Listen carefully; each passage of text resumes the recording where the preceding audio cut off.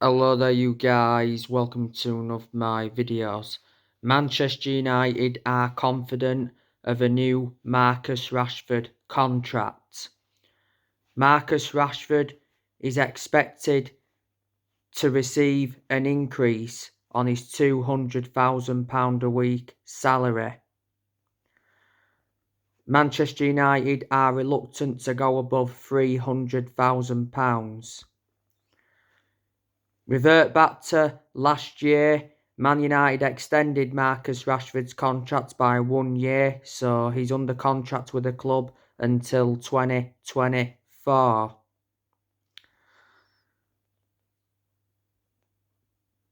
Marcus Rashford is enduring a very good season. This is probably the best season he's endured as a United player. Rashford scored the winner against Manchester City. Rashford has scored 9 Old Trafford goals in a row. He scored in 7 successive games and he took his tally to 16 for the season.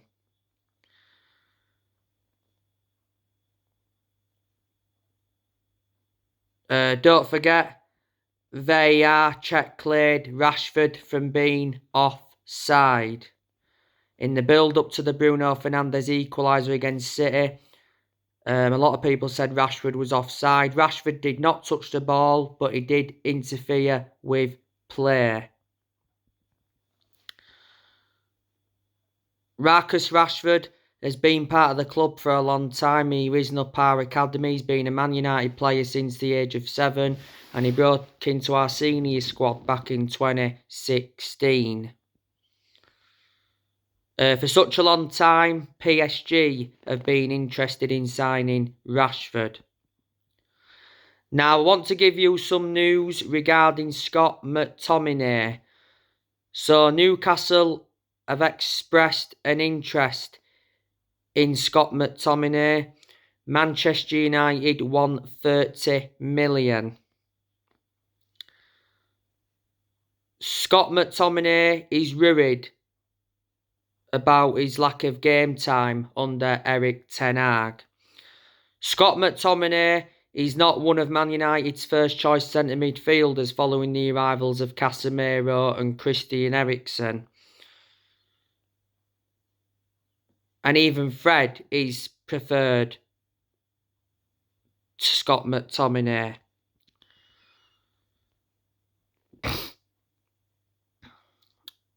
McTominay has been at Manchester United for 21 years. You know, he joined our academy in 2002, broke into Man United's senior squad back in 2017. McTominay for Man United's made 192 appearances and scored 18 goals. He's under contract with the club until June 2025. One of the best games McTominay has enjoyed as a United player was a 6-2 win against Leeds the season before last, because he scored twice in that game.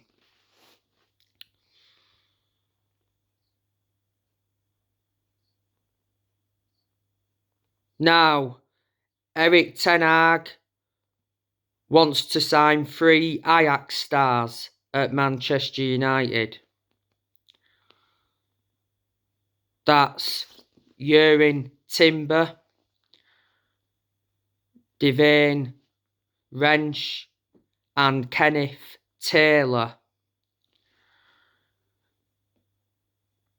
Don't forget, Man United have already purchased 2 players from Ajax. That was Anthony and Lisandro Martinez. In this January transfer window, so far, Erik Ten Hag has made 2 signings. Brought Wout Weghorst on loan until the end of the season. Besiktas received a compensation fee of 2.5 million.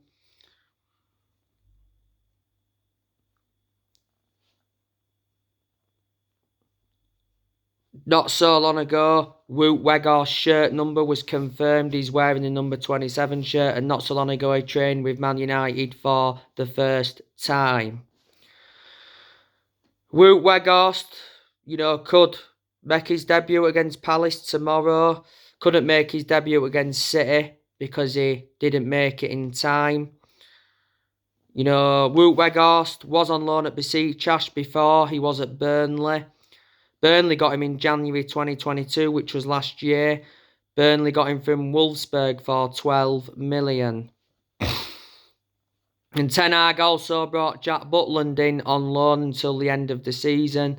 The reason we brought Jack Butland in was a backup to De Gea, and Martin Dubravka's loan got terminated. Revert back to last summer, Ten Hag brought the likes of Terrell Malacia in, Christian Eriksen, Lisandro Martinez, Casemiro, Antony and Dubravka. Erik Ten Hag has spent over 200 million so far as Manchester United manager, and this January transfer window is his second transfer window as United manager.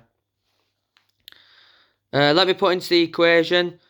Ten Hag got rid of a lot of players last year. Ronaldo got sacked. Cavani and Mata left on free transfers. Lingard left on a free to go to Forest. Man United sold Andres Pereira to Fulham. Sold James Garner to Everton.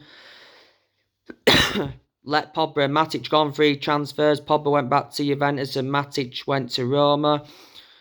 Loaned Ethan Laird out to QPR. Loaned Hannibal Mejbra out to Birmingham. Loaned Amad Diallo Traore out to Sunderland. Loaned Tellez out to Sevilla. Ten Hag loaned Bailly out to Marseille. Loaned Dean Henderson out to Forest. Lee Grant left the club last year. So they are a lot of the players that left Manchester United last year. And certainly this year, Ten Hag will be getting rid of more players. This year, I think there's a good chance Maguire will be leaving the club. No longer one of our first choice centre-halves following the arrival of Martinez. Williams will go this year as well. Brandon Williams don't get in the team. He played in them two friendlies, when we lost to Betis and Cadiz. Williams had injury earlier on this season. Last season was out on loan with Norwich. Ten Hag will get rid of Tellez permanently. He'll get rid of Bailly permanently. He'll get rid of Henderson permanently.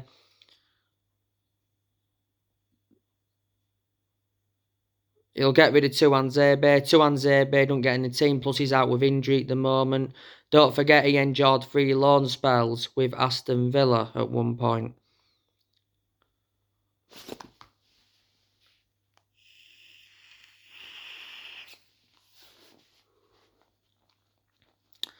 Phil Jones will go this year as well. Ten Hag will get rid of Anwan Bissaka because he's not our first choice right back, Diego Dalot. Bissaka's played a lot of games in recent weeks only because Dalot has been out with injury. He had a injury for a while, then he come back and then obviously went off injured in the game against Charlton, so he's injured again. Fred, do you think he could possibly leave this year? He's still starting games, even though Man United brought Casemiro and Christian Eriksen in.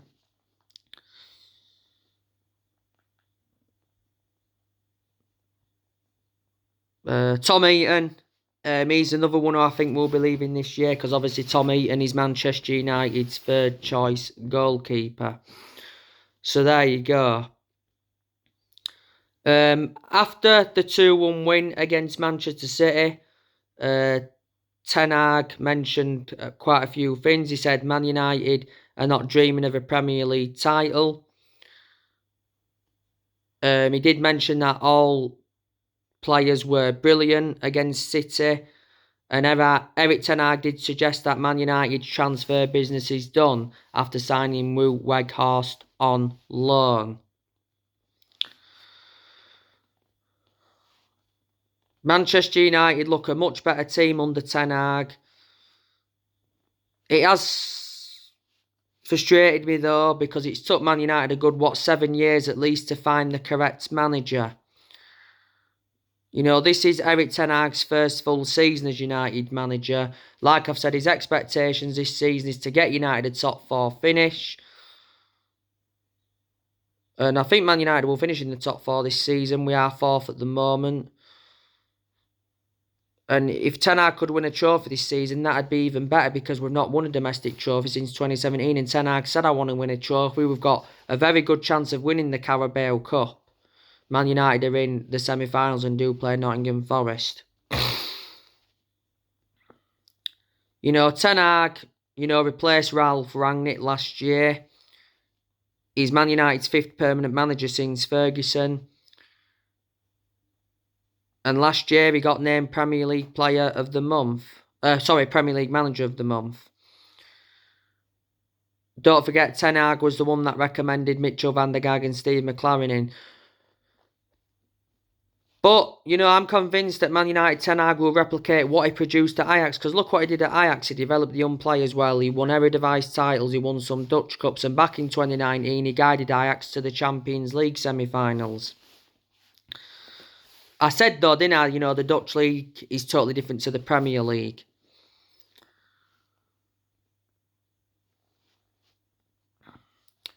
Also at United, you've got Benny McCarthy, Mitchell van der Gaag and Steve McLaren, John Murtough, Richard Arnold. Last year, Sir Alex Ferguson came back to Man United in an advisory role. The Glazers are still at Manchester United, but I presume they'll be gone latest by the end of the season. Well, the club's aim to be sold by March. The Glazers want around $8 billion to sell Manchester United. There has been reports of takeover bids. Sir Jim Ratcliffe is planning to buy the club. It does depend on Champions League qualification. Sir Jim Ratcliffe's been interested in buying the club for quite some time. But, revert back to the 30th of December last year, Avram Glazer was spotted in Doha, which is Qatar, trying to sell Man United. The Glazers have been a massive issue with the club for such a long time, and that explains why United fans have been protesting against them. The Glazers have owned the club for 17 years. They purchased the club for around $790 million back in 2005.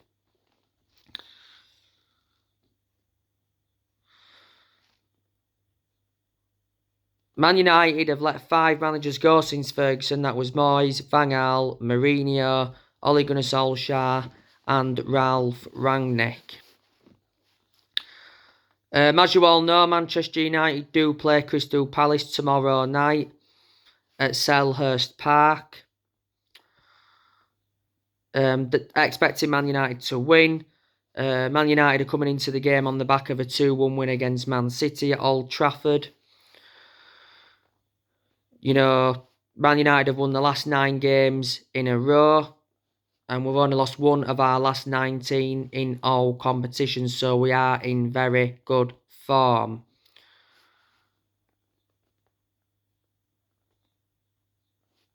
Rashford should be available for the game against Palace. He did pick up an injury against City, but he should be okay. He did go off in stoppage time. Martial picked up an injury against City. It's unclear yet whether he's going to play against Palace. Martial's just been hampered with injuries this season.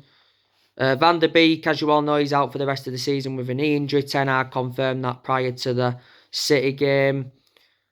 Van der Beek don't get in the team. Anyway, Tuanzebe is still injured. And Sancho's been out for a while due to lack of fitness and won't be playing any part in this game. Manchester United lost at Selhurst Park in the final game of last season 1-0. But Man United did beat Palace at Old Trafford last season 3-1. Crystal Palace, they're coming into this game on the back of a 1-0 defeat to Chelsea at Stamford Bridge. Palace, the players they've got the likes of Jean-Philippe Mateta, Odsonne Edouard. Palace signed him from Celtic. Jordan Ayew. Michael Olise, Wilfred Zaha. Don't forget Wilfred Zaha is a former Manchester United player. Killian Phillips. Will Hughes, midfielder. Jeffrey Schlupp, midfielder. Luka Milivojevic. James Tonkins, defender. Joe Ward, defender. Nathaniel Klein's a fullback. He's a former Liverpool and Southampton player. Nathan Ferguson, he's injured at the moment. James MacArthur, he's out with injury at the moment. They've got Joe Tim Anderson.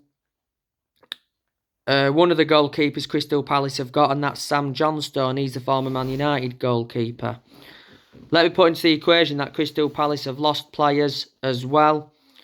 You know, Martin Kelly left them. Christian Benteke left them. He went to DC United. They lost Robert Street. He went to Shrewsbury. Lost Andros Townsend quite a few years ago. He's at Everton. They lost Wan-Bissaka back in 2019 to Man United. Not so long ago, lost Jack Butland. Man United got him on loan. So Man United have done transfer business with Crystal Palace.